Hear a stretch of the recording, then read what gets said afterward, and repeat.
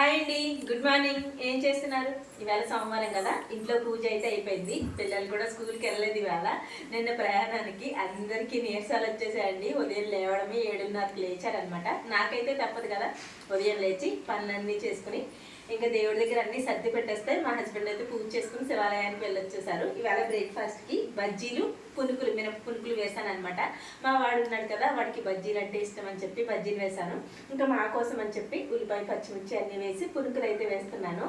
ఇంకా నిన్న ప్రయాణానికి నైట్ ఎలా మాట్లాడానో కూడా తెలీదు.